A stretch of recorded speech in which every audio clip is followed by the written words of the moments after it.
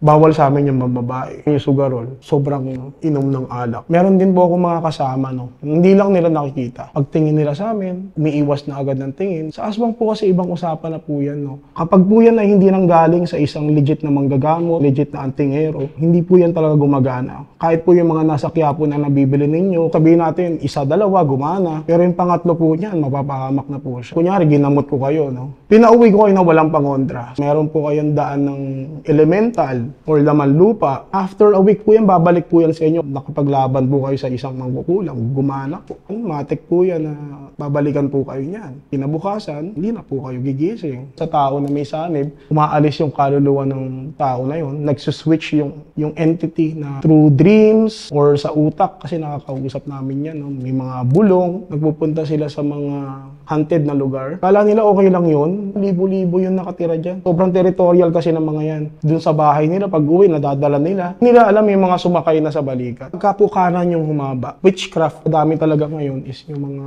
elementals. Kaya sila nagkalat na kasi yung mga natural habitat nila ginagawa ng subdivision ngayon. Yung kapre po, isa po yan sa pinakamataas na elemental. Yung kanto ni Diyos, mga tagabantay. Ang mangkukulam po kasi pwedeng matuto yan. Kung ang pambabarang, hindi po yan something na natututunan, no? By bloodlines. Nagpunta lang po ako sa Quiapo. Matanda, masama yung tingin niya sa akin. Pag uwi ko po, nangangati na po ako. Kinutkot niyang ganyan. Pag baba niya dun sa mahirap po kasi yan gamutin, no?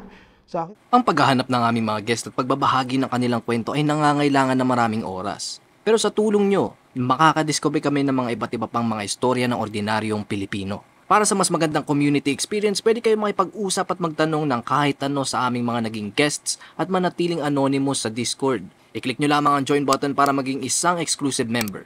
Maraming salamat!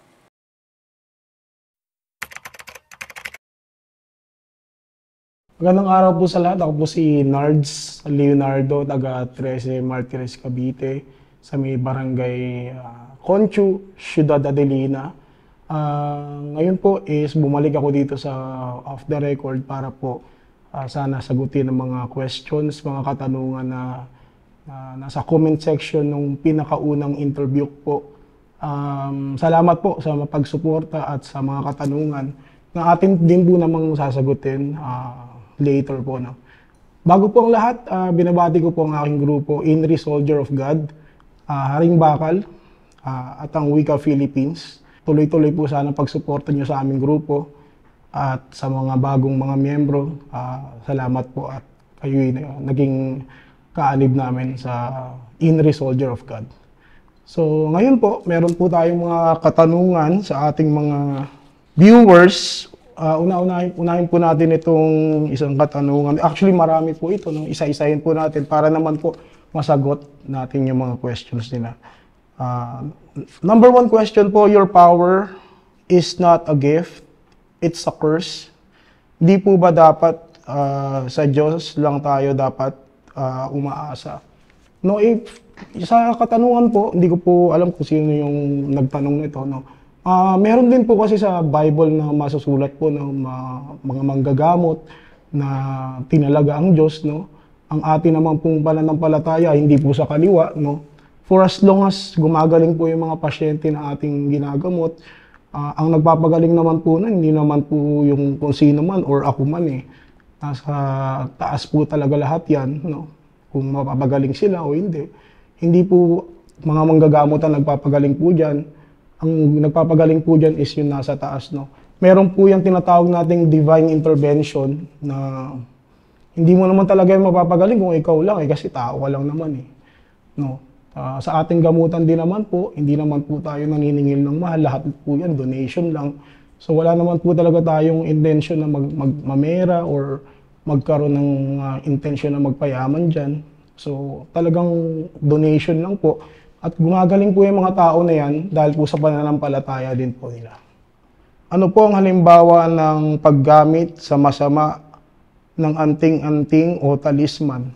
Good question po yan. No? Marami po kasi nakikita tayo sa mga social media platforms, sa TikTok, sa YouTube, sa Facebook, yung mga talisman o agimat. Lalo na po yung mga binebenta, no? Kaya po number one na sinasabi ko na hindi po talaga yan gumagana, yung mga talisman, tsaka yung mga anting-anting na binebenta. Kasi po yung mga yan is mga fake po, no? Kapag po yan ay hindi nanggaling sa isang legit na manggagamot o isang legit na antingero, hindi po yan talaga gumagana. Kahit po yung mga nasa Quiapo na nabibili ninyo, karamihan po doon is mga patay na gamit, no? Hindi po yan gumagana. So yung mga binebenta po sa TikTok, sa ano, sinasabi nila na pwedeng magamit yan sa masama, bakit binebenta, no? Hindi po kasi maalam ang mga nagbebenta niyan. Hindi po yan katulad ng appliances na pwede mong ibenta para magamit ng tao. Yan po mga agimat na ganyan, kapag ka po hindi po yan na pondohan ng dasal, na hindi po yan na konsagrahan, hindi po yan na palakas, hindi rin po yan gumagana. Sabihin natin po gumana po, no? Sabihin natin may nagbigay dun sa isang tao na yun, ginamit niya sa masama ng hold up. Sabihin natin, hindi tinatabla ng bala. Meron po akong ganyang kaso, may kakilala po ako na ganyan na nangyari, na ang hold up, no, parang ganyan, tapos hindi pinuputukan ng bala, no. Later on po yan, siguro sabihin natin, isa, dalawa, gumana, pero yung pangatlo po niyan, mapapahamak na po siya. Kasi po ang mga agimat po, mga anting-anting, lalo na po yung may mga buhay talaga, no, gumagana po yan in a purpose na para gamitin mo siya sa masama. Ay, sa mabuti po, sorry. So pag ginamit mo po yan sa masama, pwedeng gumana, isa, dalawang beses, pero pangatlo, wala na po yan. Ipapahama ka po niyan kasi umaasa ka dyan sa agimat. So, yun po ang kasagutan, no? Tanong ko lang po, no? Paano po nire-recharge yung mga ganun? Nagsusuot kasi yun, no? Sa aming mga manggagamot, meron din kaming mga gamit tulad ng mga suot ko ngayon. Dinadasalan din po namin yan sa altar. At nagpapakain din po kami dyan ng mga orasyon na dasal na pampakain sa mga gamit. So, sa ganyang paraan po, para din po siyang tao, no, kapag hindi po yan nadadasalan, hindi po yan naorasyonan, nanghihina po yan, later on, madidiskarga, tapos yun, mamamatay na siya, no. Pero nababalik naman siya, o nabubuhay din naman siya, kaso nga lang medyo matagal, lalo na yung mga medalyon, no. Pag mga hindi kalikasan, medyo matagal siya buhayin, tulad ng mga medalyon. Ang sinasabi kong mga kalikasan, kapag ang gamit mo is gamit sa kalikasan talaga, yung may mga buhay, mga punong kahoy, mga baging, mga nyog na walang mata, kasi galing yan sa isang buhay na puno na may buhay. Hindi tulad ng mga medalyon na mga patay, minimina kasi yan sa ilalim ng lupa. So, originally mga walang buhay yan. Hindi tulad ng mga kalikasan na gamit na galing sa may mga buhay, tulad ng mga puno, punong kahoy, ganyan. Antingero versus albularyo, sino po ang mas malakas? Kasi depende kasi, no, kung sa palakasan lang din, hindi ko kasi masasabi, no. Kasi may mga antas kami, no. Ako po is, meron din po akong mga anting-anting, meron din po akong sa gamutan, no. Hindi po kasi natin pwede yung paglabanin, no, kasi may mga antas-antas po yan. Ang karamihan po sa mga antingero is hindi talaga mga nanggagamot, kasi ang sabi nila, nababawasan daw yung lakas spiritual nila, na kapag nagkaroon ng emergency, kunyari, mga bakbakan, pwede silang tablan kasi nanggagamot sila, ganun. Kaya iniiwasan nila yung mga gamot, mostly mga anting-anting na tinatawad, mga antingero na hindi talaga nanggagamot. Ang iniiwasan lang nila is mabawasan yung pondo spiritual nila. Compare sa manggagamot po, yun din naman po ang paniniwala namin. So, after namin manggamot, minsan nagpapahinga po kami ng ilang araw, ilang weeks, para magpondo uli. No? Same lang naman po, pero hindi po natin kasi sila pwedeng i-compare sa isa't isa. Kasi magkaiba sila ng linyada. Although, may mga gamit din kami mga anting-anting. Pero sa mga antingero po kasi, mostly dyan yung mga hindi talaga nanggagamot. Mga nag-iipon lang ng mga gamit na protection. Pero ang manggagamot po kasi bukod sa may mga gamit na spiritual, nanggagamot po sila. So, hindi ko po kasi masabi kung sino yung mas malakas. Yun. So, ano po yung magandang pangontra sa kulam na pwedeng maisabit sa katawan? So, sa akin po, meron po akong ginagamit na pangontra na binibigay po sa mga pasyente ko po. Hindi po siya medalyon, no? Marunong po kasi akong gumawa ng sarili kong pangontra. At tested ko na po yan, nakarating na po yan ng ibang bansa, sa Canada, US, Japan, Middle East, mga Asian countries, nasend ko na rin po yan. Madalas naman po, pag galing po kayo sa akin, hindi ko po kayo pauuin na walang pangontra. Kasi po, ang problema po dyan, kunyari ginamot ko kayo, no? Pinauwi ko kayo na walang pangontra. Sabihin natin po, meron po kayong daan ng elemental or laman lupa, yung mga duwende, basta mga laman lupa or maligno. After a week po yan, babalik po yan sa inyo kasi ang katotohanan po dyan is hindi naman talaga namin sila napapatay. Napapaalis lang po namin sila sa katawan ng tao, tapos bumabalik po sila sa original habitat nila. Kunyari sa malaking puno, doon sila bumabalik. Kung gugustuhin nila na bumalik doon sa isang tao na sinaniban nila dati or saan sila galing, kaya nilang gawin yun. No? So pag nangyari yun, babalik na naman yung pasyente. Kaya ako pag nanggagamot ako, pinapauwi ko talaga kahit wag mo na munang bayaran kung wala ka talagang pera. Basta pag uwi niya, safe na siya. So mamaya po, papakitaan ko po kayo ng kahit konting mga gamit spiritual po, no, na tangan ko rin po at ginagamit ko rin po minsan sa panggagamot o sa pagme-mission po sa mga iba't ibang lugar. No. Ano po ang kailangan gawin o pag-aralan para matutong maging isang manggagamot na katulad mo at makatulong sa mga nangangailangan ng tulong? Kasi po para sa akin po, ang pagiging manggagamot po hindi po para sa lahat ng tao. Una sa lahat po, napakalaking sakripisyo po niyan. Kung kayo po pamilyado, kayo po ang breadwinner ng pamilya, medyo mahirapan po kayo. Kasi sobrang dedication po talaga ang kailangan nyo dyan. Tapos oras po, kakainin po yan.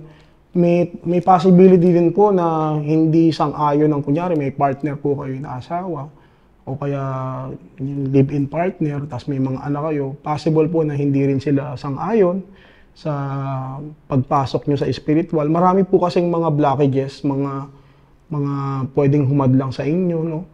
Pero depende rin po sa tao, no? Kung maghahanap po kayo ng mentor, no? Maganda po yung makikita nyo talagang legit na manggagamot, na nakikita nyo na nagmi-mission, na namumundok. Ganyan po kasi mga palatandaan ng mga manggagamot na talagang traditional, no? Yun po ang masasagot ko lang po dyan. Maghanap po kayo ng inyong teacher or mentor. Kasi po hindi po yan something na pwede mong matutunan sa YouTube lang. Kasi may mga manggagamot din po na doon lang natuto. Tapos lumaban sa mga spiritual combate, no? Tapos ayun, nagkasakit na wala. So marami na tayong ganyang halimbawa. So hindi po kasi yan biro, no? Sabihin natin po, gumana. Nakapaglaban po kayo sa isang mangkukulam, gumana po. Paano po yan pag uwi nyo ng gabi? Kung hindi nyo naman talaga na tuluyan yung mangkukulam na kalaban ninyo. Pag gabi po yan, matik po yan na babalikan po kayo niyan. So possible, kinabukasan, hindi na po kayo gigising. Magiging findings, pwedeng cardiac arrest, bangungot. So marami na po kasing kaso na ganyan, no? Kaya iniwasan natin na maghanap kayo ng kasagutan sa mga YouTube, Facebook. Maganda po may makuha kayong manggagamot na pwedeng maging mentor ninyo. Next question po, paano po ba makikita o makakausap ang mga duwende or mga black spirit para maging albularyo? Kasi po yung ganitong tanong po, no? Normally kasi nakakausap namin sila kapag nakasanib sila sa tao, no? Na nagkakaroon ng parang switching ng kaluluwa, no? Parang yung isang tao, pag nanawag na kami doon sa tao na may sanib, umaalis yung kaluluwa ng tao na yun, nagsuswitch yung entity na gumagambala doon sa tao. So doon namin nakakausap yung mga yan, mapapansin nyo, parang lumiliit yung boses, tapos nag-iiba yung itsura. May mga time pa nga na na-encounter ko yung na hindi ko nga ma-explain na ba't gano'n na may gano'n palang duwende na pipe pala. So first, na-encounter siya ng manggagamot na kakilala ko, hindi pa ako naniwala, no? Pero nung nag-mission ako sa QC, talagang na-encounter ko siya. Wala siya talagang boses, tapos nag-all white yung mata niya. Nagtakbuhan nga yung mga kasama dun sa bahay, yung natira lang, yung nanay. Tapos as in, nagsasalita siya pero wala siyang boses. So doon namin siya nakakausap, yung mga ganyang entity. Pwede rin, no? Pwede rin namin sila makausap kung gustuhin nila. Mananawag kami, no? Sa isang lugar o sa isang mga karamihan, mga lugar nila, no? Pwede sila mag-communicate sa amin through dreams or sa utak kasi nakakausap namin yan. No? May mga bulong na maririnig kami suddenly. So, ganyan sila makipag-usap. Pero pag ayaw talaga nila, hindi talaga natin sila mapipilit. Sir, sa lahat-lahat po ng mga entities po, ng mga elemento, engkanto, mga ganun. Ano po yung parang dapat nyo talagang iwasan, yung parang delikado talaga? Yung mga nakikita ko kasi sa mga YouTube channel na iba, no, yung nagpupunta sila sa mga haunted na lugar, kala nila okay lang yun. Hindi siya recommended, lalo na kapag wala naman kayong kakilala na nag-a-assist sa inyong manggagamot. Kasi yung mga lugar na haunted na yan, hindi nyo alam, libo-libo yung nakatira dyan. Meron bang mga namumuno dyan ng mga demonic entities. Na kapag yan, pinasok nyo yung territory nila, sobrang territorial kasi ng mga yan. Kaya pag yan pinasok nyo, pag uwi nyo, may possibility na may mangyari sa inyong masama. Karamihan dyan ang nangyayari is nagkakaroon ng cardiac arrest. O kaya may sumasakal, o kaya may nagkakaroon na ng dun sa bahay nila, pag uwi, nadadala nila. Kaya pag alis nila dun sa isang lugar, kunyari sa isang haunted na lugar, parang nakakaramdam sila ng parang pagbigat dito. Hindi nila alam yung mga sumakay na sa balikat. So yun yung sinasabi ko na pag nakakaramdam sila ng mga parang pagbigat, hindi nila alam pag may mga ilang mga entities na mga elementals, pwede din mga kaluluwa na nakasampa sa kanila sa likod nila. Kaya bumibigat yung pakiramdam. So yun lang, hindi ko talaga recommended yan. For the views, okay lang din naman. Kaso take the risk, no? Kung may mangyari man sa inyo. So pwede kayong mag-consult sa mga manggagamot. So yun lang, mga haunted na lugar, irespeto nyo yan. Tapos pag nakikita nyo naman talagang may mga ganyang paranormal activity, wag na lang din kayong pumunta doon. Iwasan nyo yung mga ganyan lugar, no? Lalo na yung mga mapupuno na may mga sabi-sabi na may mga ganyan dyan. Makinig kayo, lalo na sa mga nagbabakasyon, mga tourist, no? Makinig kayo sa mga lokal. Pag sinabi nilang huwag kayong pumunta dyan, huwag kayong pumunta dyan, no? Meron pa po. May follow-up lang po ako, sir. Pag ganun po, may mga sumampag, ano po yung pinaka-effective way na paalisin yung ganun po? Kasi pag mga nakasampa, kailangan talaga dyan, combate spiritually. Talagang manggagamo talaga yung kailangan mo dyan. Kasi hindi sila alis dyan. At eto lang share ko lang sa inyo kasi may mga na-encounter din ako na mga ganyan, na matagal nang nakasakay sa kanila nung hindi nila alam. Pero meron akong naging na-encounter isang doktor sa US na umuwi siya dito kasi lahat na ginawa niya, nagpa-chiro siya, nagpa-PT na siya, lahat na. Massage. Umuwi siya rito, tapos nakita niya nga yung post ko sa Facebook, no? Tapos sabi niya, sir, nagtataka lang ako kasi after ko magpa-session ng PT or chiro or what, isang araw mo okay siya, pero pangalawang araw, pangatlo, parang mas lumalala.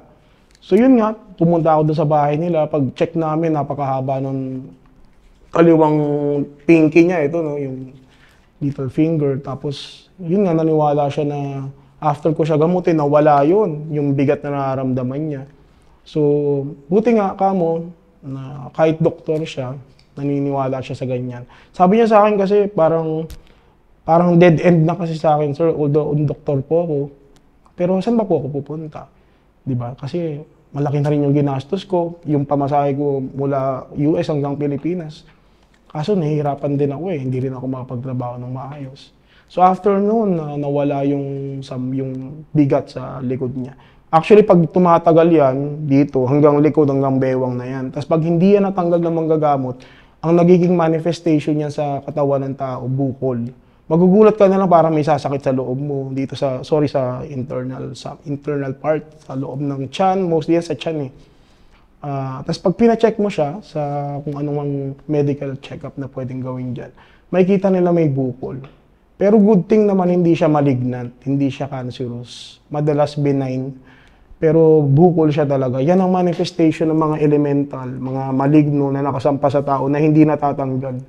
Nabanggit niyo po yung sa pinky po na yung humaba. Ganun po ba yung way para ma-check kung merong sumasama po sa inyo? Opo. So, tuturo ko lang din dito sa may pinaka-pulse line natin. Diyan. So, kasi kami may mga panawag din kaming orasyon. No? Pero kapag kayan po is, minsan po, nakikita talaga ng tao na mahaba masyado. So, kapag kaliwa pong pinky ang humaba, kaliwa, ibig sabihin po niyan, mga elemental, mga kaluluwang ligaw, Mga ganyan po yung... Pero kapag ka po kanan yung humaba, witchcraft po yan. Ibig sabihin gawa po yan ng tao, pwedeng ritual, kulam, barang. Ganyan po yung nangyayari. So pag chinek mo siyang ganyan, mahaba po yung kaliwa ninyo, magkakaroon na kayo ng idea na ano pala siya, yung hindi pala siya kulam. Para din po magkaroon kayo ng idea kasi may mga manggagamot kasi na, hindi ko naman sinasabing lahat, no? Pag nagtanong kayo dyan, nagbatawas kayo, lahat na lang kulam. Tapos, o-operan kayo ng sobrang mahal na pangontra. Hindi naman sa nilalahat ko sila, no? May mga ganyan kasi akong naririnig na feedback, lahat daw ng pasyente niya kulam. So hindi, ang kulam po naman, medyo ano lang po siya, hindi naman sobrang rampant, no? Ang mga madami talaga ngayon is yung mga elementals. Kaya sila nagkalat na kasi yung mga natural habitat nila, yung mga bundok, mga bakanteng lote na dati naman ginagawa ng subdivision ngayon. So nabubulabog sila, bumababa na sila sa city. Kaya minsan nagtatanong ako, saan ba nagpunta yung anak mo? Ba't ba ganyan, nilalagnat, sumusuka? Tapos pagdating sa doktor, wala namang makita. Nandyan lang po, naglalakad lang po sa harap namin, naglalaro lang po. Minsan bumababa na sila talaga sa city, yung mga elementals. Kaya iwasan lang po natin lumabas ng 6 p.m. onwards kasi oras na nila yan. No? Yung 6 p.m. po na yan, diyan po naghihiwalay ang liwanag at dilim. No? So doon po talaga yung oras nila, hanggang 5:30 a.m. po yung oras nila. So sa atin naman po, di ba, 6 a.m. tayo nag-start ng araw natin hanggang 6 p.m. So iwasan natin palabasin yun, lalo na yung mga bata ng 6 p.m. onwards. Idol, gumagawa po ba kayo ng pangontra? Opo, gumagawa po ako ng pangontra. PM nyo lang po ako sa page, no, Nards Leonardo sa Facebook. Alam ko nasa 34K followers na yung page ko. Paano pag wala akong mahanap na albularyo? Paano ko kontrahin lalo na yung pag nasa ibang bansa? Hindi kasi uso dito. So pag mga nasa abroad po kayo, no, naiintindihan naman po natin. Kaya nga po meron tayong tinatawag na online healing. Tapos po nagsisend din po ako ng mga pangontra dyan. Meron po akong maraming clients na nasa US. Gumagaling naman po sila, awa ng Diyos, through online healing. Tapos po yung iba po, umuwi din dito sa Pinas, nagbabakasyon, tapos nagpapa-cleansing po sa Mount Banahaw. Kung makikita niyo yung page ko sa Facebook po, meron po yung parang background ko doon. Yun po yung ginagawa ko sa Mount Banahaw. Nagki-cleansing po ako ng pamilya, tao. Tapos yun po, babalik na sila ng ibang bansa. Tapos may mga pangontra na rin sila. Sir, bakit po sa Mount Banahaw, meron po bang something doon na kailangan po ninyo para sa cleansing? Good question. Ba't daw sa Mount Banahaw, hindi sa ibang lugar, Mount Makiling o sa ibang mga places?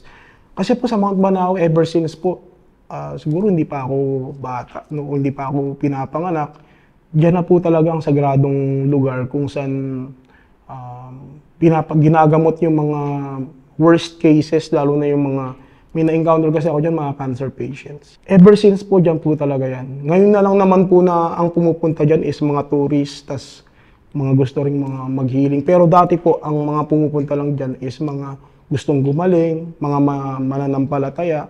Never po yung mga tourists kasi dati po yan, wala po siyang parang hagdan.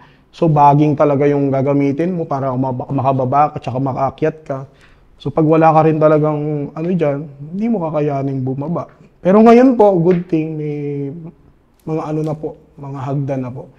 Pero medyo mataas pa rin, so talagang kailangan mo talagang may willingness talaga na makababa para gumaling.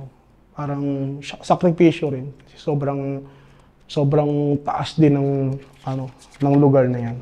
Next question po, ito bang mga spiritual healer hindi naniniwala na demonyo ang mga duwende, kapre, tikbalang, tik-tik, etc.? Kasi po magkakaiba kasi yan, no? Meron po tayong tinatawag na mga by ranking na mga entities, no? Meron tayong tinatawag na unang-una po mga tao, mga mangkukulam, mambabarang. Next po dyan is yung mga elementals, no?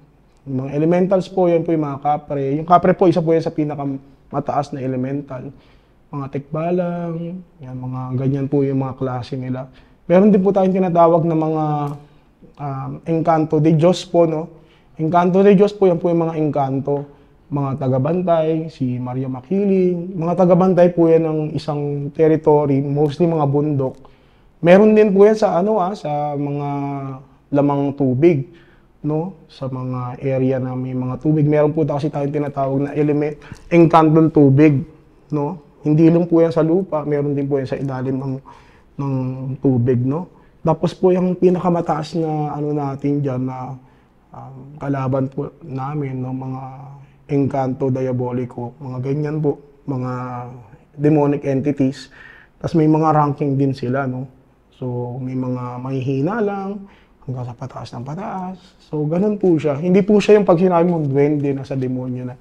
Meron po kasi tayong mababasa sa Bible po, mga tinatawag po mga ibang nilalang, mga yung po doon po siya nagfo-fall. Hindi po siya pwedeng sabihin natin na lahat po yung na-encounter natin ng mga paranormal is sa demonyo na Meron po kasi tayong tinatawag ng mga good entities, mga puting duwende, mga green. Yung green po is nagpapabibigay po yan ng swerte, no?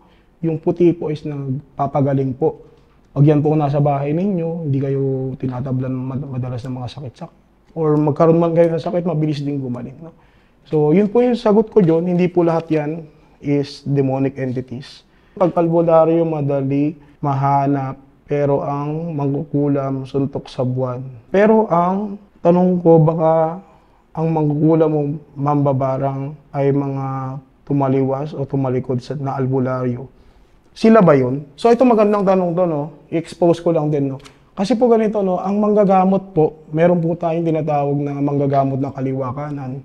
No, marunong po silang gumawa sa kaliwa, ibig sabihin po ng mga kulam, mga ritual, mga dark sabi natin mga black magic, dark magic, mga ganyan. Pero pwede rin po sila manggamot, no? May ganyan po, kaliwa kanan. Meron din naman po yung hindi naman talaga gumagawa ng ganyan, mga putian na tinatawag namin sa spiritualan, no? So, sa mga mangkukulam at mangbabarang po, hindi po kasi, ang mangkukulam po kasi pwedeng matutunan yan pag sumali ka lang sa isang coven. Yung coven po, yung parang grupo ng mga, sabihin natin mga witch, white witch, basta ganyan, coven po yung tawag dyan. Matututo ka na ng proseso eh. So, pero po ang pambabarang, hindi po yan gumagana. Hindi po yan something na natututunan, no? By bloodline sila, no? Kapag po wala kang dugo na mambabarang, hindi mo mapapagana yung mga yan. Kasi po ang mga mangkukulam, sabihin natin po na nakaaway nyo yan, no? Kukuha yan ng gamit sa'yo eh, or info sa'yo eh, para magawan ka nila ng spiritual attack. Tulad ng full name tsaka birthday, yan din yung ginagamit ko sa pagdatawa. Same lang din yung details na yan. Pag yan nakuha nila, hindi na nila kailangan ng picture. Pag yan sinulat nila sa isang papel, tapos dinikit nila sa isang budo, manika, tapos bubuhayin nila yan, yan na yung magiging representation ng katawan mo. Kaya madalas yung mga tinatamaan ng kulam ang reklamo sa tiyan, kasi doon nila tina-target sa mismong dito sa may pinaka-tiyan niya, kaya sumasakit. Kasi ang dami nang nakatusok doon ng mga karayom, no? Sa mambabarang naman po, hindi na nila kailangan ng ganyang details. Meron pong mga cases na nahawakan ko na sabi ng pasyente, nagpunta lang po ako sa Quiapo. Tapos po may nakasalubong po kung isang matanda, parang masama yung tingin niya sa akin. Pag uwi ko po, nangangati na po ako. Pinuntahan ko yan, doon sa may bandang Parañaque na sa 4th Estate. Tapos, una hindi pa ako naniniwala. No? Sabi ko, baka naman rashes lang. Or mga sakit-sakit sa balat. So, ginawa niya is, kinuha niya yung parang, may nangangati kasi dyan sa may, braso niya. Kinutkot niyang ganyan, tas may parang white tissue dyan. Nung binagsak niya, wala kami nakikita rito. As in, wala kami nakikita rito. Pero pag baba niya dun sa merong mga itim na maliliit na mga gumagalaw. Tapos brown, white. Pero pag ginanyan niya, pag kinamot niya, kinuha niya, wala talaga kami nakikita. So, naniniwala naman ako na possible na ganyan, na siguro na nagalit sa kanya. Pero hindi naman ako naniniwala na wala siyang ginawa. Kasi yung ganyan, mga mambabarang, magte-trigger lang naman yan na barangin kapag may ginawa ka masama. Tulad na napagsabihan mo, natarayan mo yung tao, hindi ka naman inaano. So, iwasan din po natin yan, no? Para tayo hindi tayo mabarang yung mga ganyan. Mahirap po kasi yan gamutin, no? Sa akin, ginagamot ko po yan sa Mount Banahaw pa. Ang hirap niya talaga tanggalin. No? Hindi siya tulad ng normal na kulam na natatanggal namin on the spot. Yan po hindi. At mataas na kulam po yan, yung mga mabarang. May mga panahon po ba na ang barang at kulam ay hindi gumagana sa biktima kahit sa yung biktima ay hindi nagpatulong sa healer.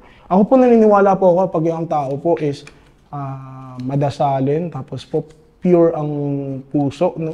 Mga makadiyos na hindi lang po sa panglabas, no? Pati sa pangloob. Ako naniniwala po ako pagka ang isang mabuting tao, hinula mo, hindi tatalab talaga eh. Kasi may mga ganyan po talaga na sasabihin kunyari, may inutusan yung mangkukulam na utusan niya na demonyo, no? May mga ganyan rin po ako nabasa mga storya, no? Pagdating dun syempre, madaling araw yan kukulamin, madaling araw pupuntahin yung mga demonyo. Pagdating dun ng demonyo, pabalik dun sa mangkukulam, sasabihin, napapaligiran ng anghel yung isang tao.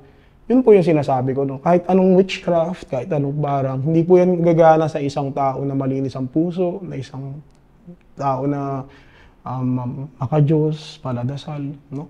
Hindi lang po yung sinasabi natin parang pakunwari, no? Yun po talagang mga totoong malilinis ang puso. Ako naniniwala ako hindi sila talaga tatablang. Ilan po yung gabay ninyo, boss? So ako po kasi as manggagamot po, pag pumupunta po ako sa isang gamutan, no? Meron din po ako mga kasama, no? Hindi lang nila nakikita. Pero may na-encounter na rin po ako na bago po ako pumunta doon, nagsabi yung pasyente, yung may nakasanib na, ba't ang dami kong kasama? So may nakikita siya sa akin na hindi nakikita ng ibang tao. So medyo madami din po, no? Hindi ko kasi siya mabilang. Kasi may mga instances na may pinapasama kami. Kunyari, yung pong nasaniban. Tulad yung post ko na nakaraan, na nasaniban na black or white lady ba yun? Inutusan na lang namin na instead manggulo siya doon, sumama na lang sa amin. No? Yun po, yung mga nadadagdag ng mga kasama namin. Kaya minsan may mga active na third eye, no? Nakikita po nila yan. Pagtingin nila sa amin, umiiwas na agad ng tingin kasi nga may mga nakikita silang mga entities sa likod namin. So ganun po yan, meron po akong mga gabay pero hindi ko po kasi siya masabi kung ilan din po, no? Kasi mostly po kapag umaakyat ka ng bundok, kahit po sa normal na tao, possible pagbaba mo may gabay ka na. Ganyan po yung kaya nagtatanong kami minsan sa mga pasyente namin na nagtatanong, sir, kasi madalas may mga naririnig akong bulong, tapos madalas na ako naiiba sa mga disgrasya. Tatanong ko lang, sir, kung may gabay ba ako. Ayun po, tinatawag namin yan, may panawag ako dyan, humahaba yung kaliwa nila po, tas kanan din po, na pinky.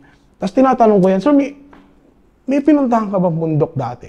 O nag-camping kayo sa... Opo, sir, yung na way back 2021, may pinuntahan kami bundok. Yun, sir, dun mo siya nakuha. Not unless, sir, yung kunyari may mga ancestor ka ng mga manggagamot, may mga gabay. Yun kasi, sumasama yun sa mga future na mga pamilya ng, kunyari, mga anak, apo. Doon yan lumilipat pag namatay na yung pinaka, amo nila. So, sumasama yan doon sa mga apo, sa mga future na, inheritance ng bloodline nila. Next question po, bakit hindi nagagamot yung urge ng mga asawa or nagagamot ba yung sakit nila na kumakain ng tao? Ano po yung ibig sabihin? Aswang? Kasi po, sir, no, yan po yung topic natin mamaya, no? Sa aswang po kasi ibang usapan na po yan, no? Ang urge po kasi para kumain ng tao, nakadepende rin po yan sa lakas ng pagpipigil ng isang, sabihin natin, aswang, no? Meron po kasi mga aswang na hindi kumakain ng tao, ng mga laman loob, no? Meron po yung mga kinakain lang nila is yung mga hayop. Kaya makapansin nyo, may mga nababalita na sa isang lugar, madaming namatay ng mga baboy, mga manok. Tapos hindi naman kinakain yung laman talaga, yung mga laman loob lang, tapos walang dugo. So, yun po yung mga sinasabi ko na nasa aswang din po yan, no, kung kaya nilang pigilan. Pero kasi mas malakas kasi yung mga aswang na kumakain talaga ng tao compare dun sa mga ang kinakain lang is mga animals po. Yun lang po. Next question po, nagpa-party din po ba at nagiinuman ng mga espiritista? Espiritualan ba ang tawag dun? Kasi po no, ako naniniwala po ako pag legit ka talagang manggagamot, no, maraming ding bawal. Bawal sa amin yung babae. Bawal sa amin yung sugarol. Bawal sa amin yung mga sobrang inom ng alak. No, pero pwede namang uminom na, kunyari. 3 kaming manggagamot. Nagsha-shot-shot lang kami. Kapag wala naman kaming pasyente, okay lang naman po yun. Pero yung makikita natin yung manggagamot, nandun sa Starfleet, alam nyo naman yung mga, yan, alam nyo na yan, di ba? O, yung mga big time dyan na manggagamot na nagtatapon ng pera sa mga Starfleet. Kahit hindi naman inaano ko specifically Starfleet, ay yung mga parang katulad lang yan. Tapos nasa mga bar, mga inuman, pag-uwi, halos gumapang sa lasing. Sa tingin nyo talaga, ano kaya, gagana yung kapangyarihan nyo na ganyan lasing kayo. Bawal nga sa atin yan. Di ba? Paano kung manggagamot? At kinabukasan, kung may pasyente ka, no? Paano kung manggagamot kung may ano ka pa? May ala ka pa sa katawan. No? So pag ako din, minsan umiinom, pag ako nakainom, hindi ako nanggagamot kasi alam ko na hindi din kagana yung lakas ko dun, yung spiritual na lakas ko para mapagaling yung pasyente. So yun lang po, marami pong bawal dyan talaga, more on mga masasamang intentions. No? Any bad intention na meron dun sa manggagamot, hindi talaga yan legit, no? Tanong lang po, meron akong 2 kaibigan at bukas daw po ang third eye nila. Kaso yung isa, sabi niya, kasing laki daw ng 1.5 na soft drinks ang mga duwende. Sabi naman ng isa, isang dangkal daw kalaki. Sino sa kanila ang nagsasabi ng totoo? No, kasi sa ano po, meron po kasi mga ano sila, no, mga napapanood natin na nabibidyohan, maliliit daw po yung duwende, no. Meron kasi silang kapangyarihan na mapalaki yung sarili nila. So hindi lang po siya specific na 1.5 yung laki. Meron po silang talagang power na mapalaki yung sarili nila, no. Hindi po natin yan masusukat, no. Hindi rin din po natin kasi ibang mundo na yan, no. So wala po silang talagang physically na size na standard, no, na kunyari 1.5 or isang ruler. So may mga power sila na palakihin o paliit yung katawan nila o yung pinaka-appearance nila, depende sa gusto nila, no. So possible na totoo yung sinasabi ng isa tsaka yung isa rin. So yun po. Tapos na po tayong sagutin yung mga questions po ninyo dun sa comment section, no. Nasabi ko po nung bago tayo magsimula, no, may mga paksa po tayo ngayon na pag-uusapan, no. Meron po kasi akong mga experiences sa mga nilalang na tinatawag natin na mga aswang, no. Gusto ko lang i-share sa inyo para makatulong lang din, no.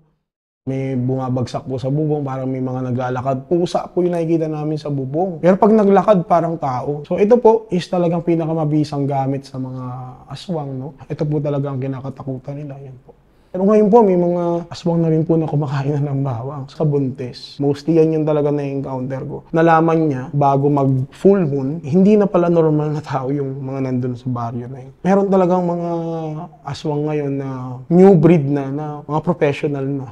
Doktor, midwife, anything na may attachment, may kinalaman sa dugo at laman, embalsamador, nang nasa pamilyang aswang is magiging aswang, no? Meron tayong tinatawag dyan na ganap at hindi ganap. Yung iba dyan, pinipiling iwan yung pamilya, lumikas, pumunta ng ibang lugar para lang hindi sila mahawaan, no? Reflection mo sa mata nila. Yun hindi pa nila talaga kayang magawa ng paraan. Paggabi, kailangan hindi nyo pwedeng iwan yan. At least 1-2 tao na may nakabantay dyan. Ang iiwasan lang talaga natin dyan is yung mahawaan tayo ng mga yan. Paano ba nang nangyayari yung hawa? So yung laway ng aswang po, kahit patakan nyo ng kalamansi, hindi yan magbabago. Bagong lipat kayo sa isang lugar, tapos medyo tago, probinsya. Birthday kasi ng apo ko, birthday kasi ng may binibigay, spaghetti, dahil puro CCTV dito, wala lang aswang. Mas marami po dito ngayon. Tao sa umaga, pero sa gabi, Hindi na sila tao. Simula nung lumipat kami rito, malas-malas na, nawala ng trabaho, nagkasakit-sakit. Lalo na po sa mga abandoned na bahay na hindi po natirhan. Panti yung lugar, tumira dyan yung mga entities na. Kasi gusto po nila yung mga tahimik na lugar, no? Kung gusto nyo manood ng mga dokumentaryo galing sa mga interviews namin, huwag nyong kakalimutang i-check ang isa pa naming YouTube channel, Off the Record Beyond Borders. I-click nyo lang ang link sa description. Maraming salamat!